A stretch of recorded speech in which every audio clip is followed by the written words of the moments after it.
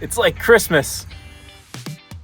In today's video, I'm super excited to share with you a brand new tool I just received for the shop, sent to me by WeCreat. This is their Vision Pro 45 watt diode laser, and today I'll be unboxing it, learning how to use it, and giving you my first impressions.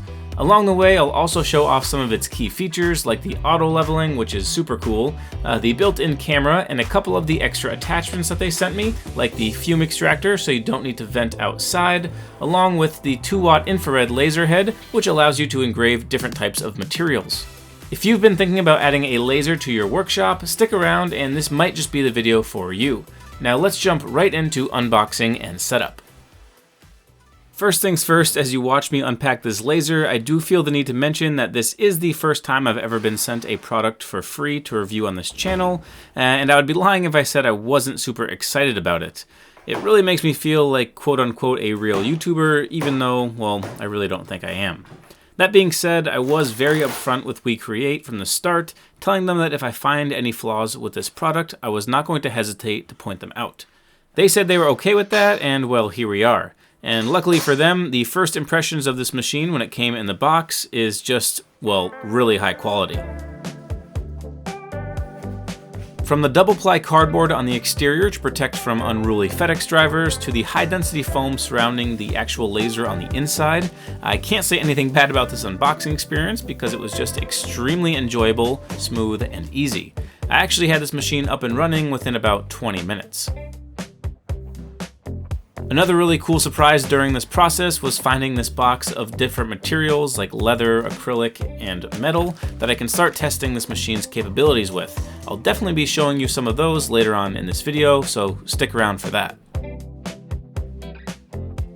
Although I unboxed the main portion of this laser out in my shop, I ended up carrying the main body down to its final resting place in my basement before removing all of the interior foam and unpacking the power cords and various connecting cords.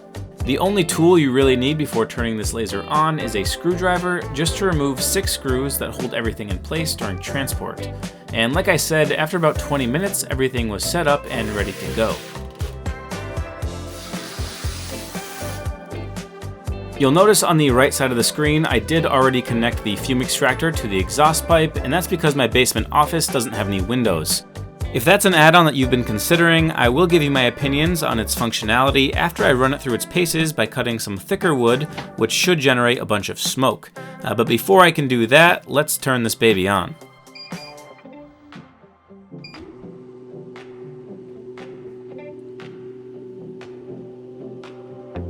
Alright, now that everything is set up, I'm going to jump right into the program that comes with the machine called WeCreat Make It. I don't want this video to be a tutorial on how to use the program, but I do think it's worth showing you how easy it is to use. So let's jump right into our first project, which is just a puzzle with my logo on it. Unlike a CNC machine where you need to align everything to an XY 0 point, this laser comes with a high-definition camera that allows you to line up everything visually, which is what you see me doing on the screen right now. That image is actually what is directly on top of my laser bed as I work on this puzzle. All I did was import the SVG file I wanted to carve and then overlay a puzzle pattern, which I actually found on this program when I was kind of playing around with it, and then select my toolpaths. Again, unlike CNC machines, this is a little bit different because instead of bits using speeds and feeds, this is going to use laser power and speed. This program makes it really easy to use, and they already have some preset templates for it, which is what I plan on using throughout this video. So yeah, let's get lasering, I guess.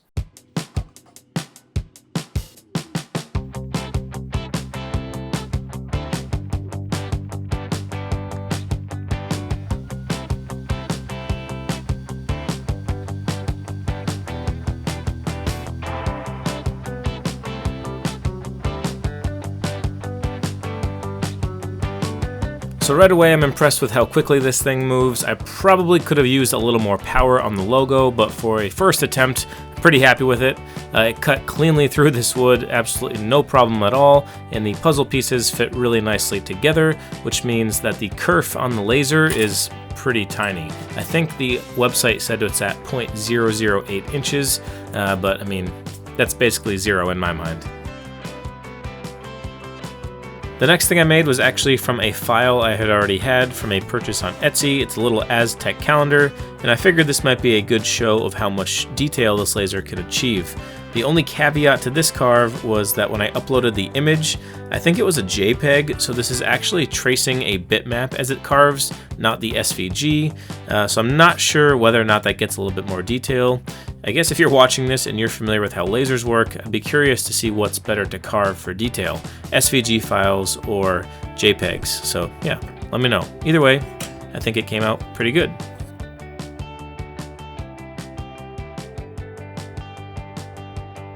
Almost immediately after carving that calendar, I realized another good way to show the detail on this laser would be to try to engrave a toothpick.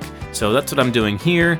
I'm securing the toothpick using a clip that's placed on the laser bed so the air assist doesn't blow it around.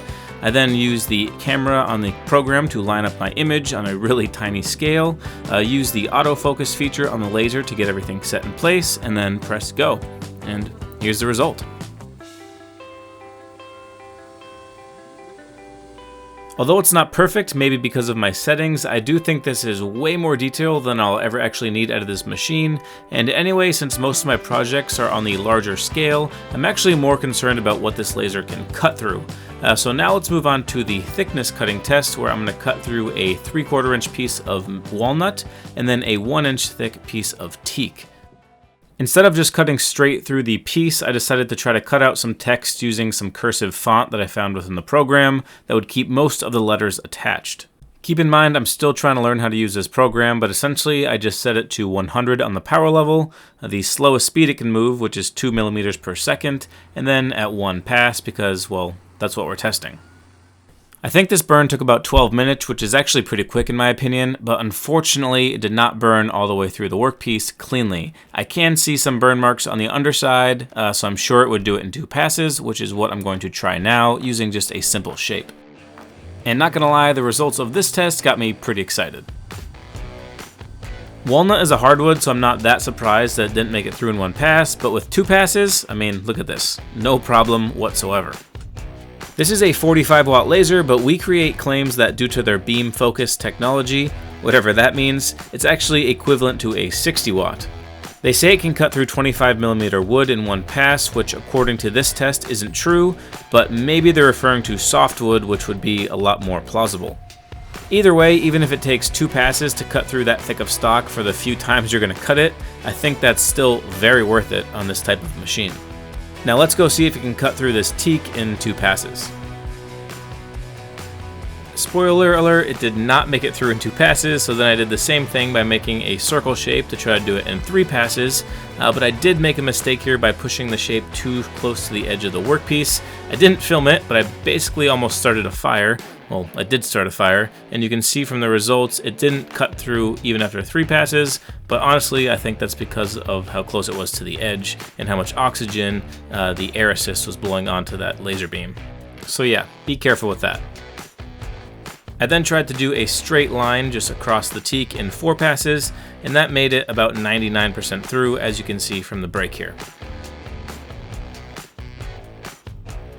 All in all, I don't think that 4 passes on a 45 watt laser through 1 inch teak is a very bad result. Again, I know I say this a lot, but this is more than I'll need on my projects. I don't really abuse my machines very often or overwork them, so I'm happy with it. On top of that, another positive result of cutting that thick of wood and generating that much smoke was I was able to remove the filters from the Fume Extractor afterwards and see how much smoke they, inhaled. As far as I can tell, these filters still look pretty good based off how much smoke I just generated, but I should point out that I'm an idiot and I forgot to open this up in the beginning, so I don't really have much to compare it to. I'm pretty sure the dark color you see on these is actually from the charcoal and less from the smoke, but if anyone is smarter than me out there, please leave a comment and, well, tell me I'm an idiot. If I'm being honest, I am the type of person to overuse their filters because I don't want to buy new ones, so who knows, maybe in a few months I'll just end up punching a hole in my wall. I don't know. Let's go experiment with some different materials.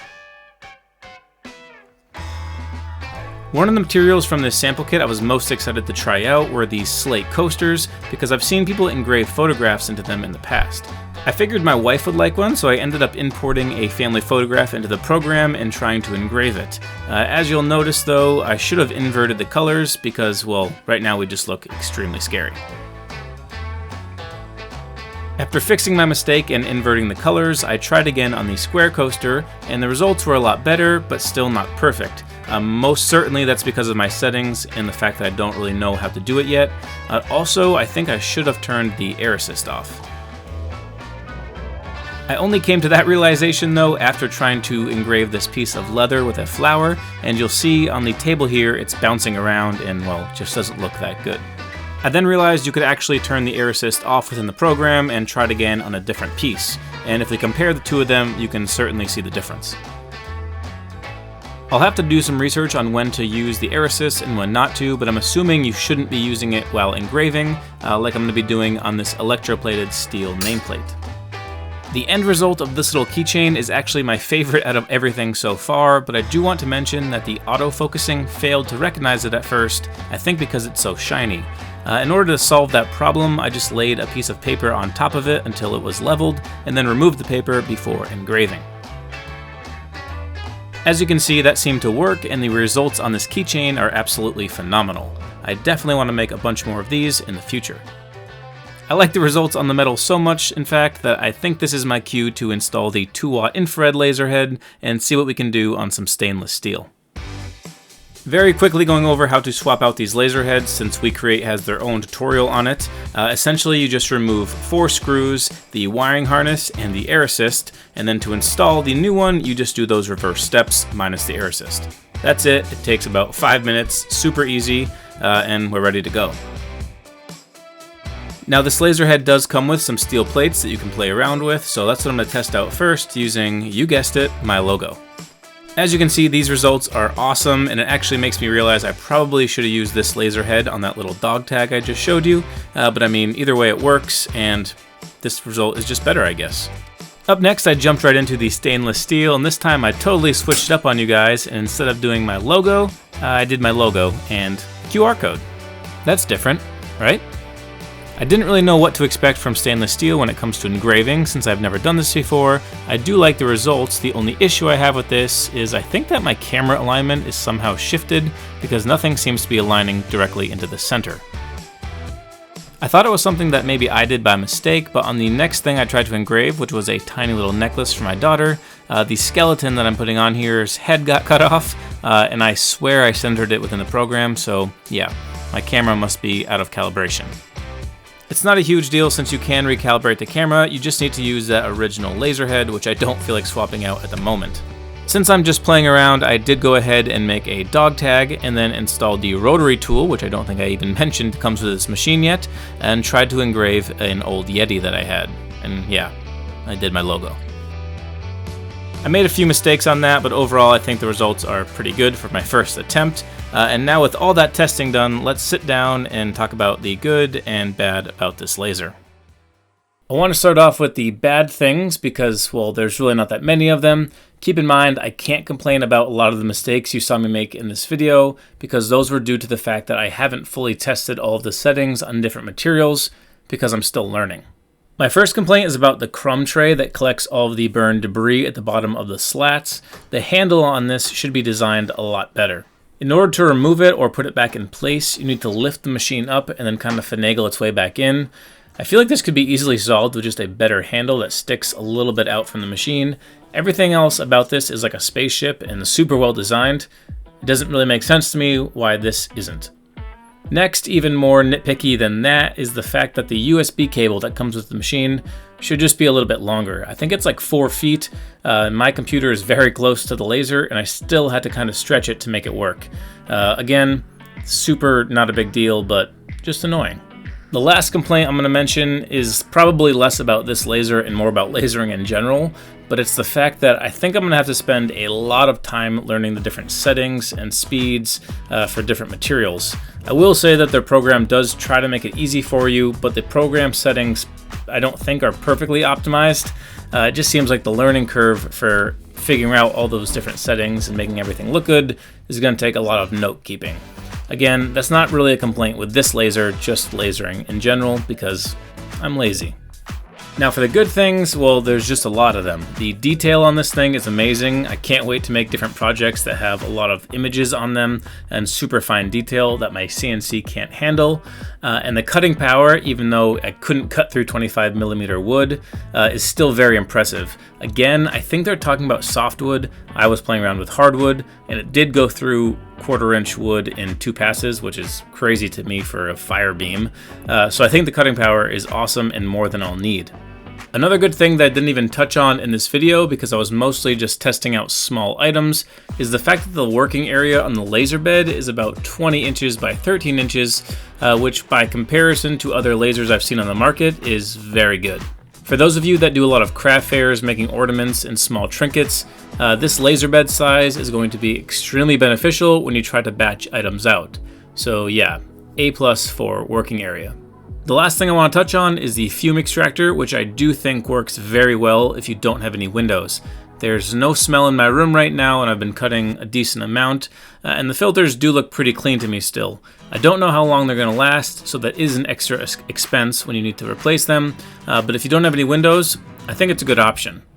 All in all, this is a very high quality machine, and the auto leveling feature just makes it look really cool since it goes up and down. It also makes things extremely easy if you're new to lasering. So yeah, thanks for watching this video. I hope that you stuck around this long, and if you did, hit the subscribe button. And if you want to check out this laser, I will put an affiliate link down in the description, but don't feel like you need to use it if you don't want to. It is a nice laser though. Thanks for watching.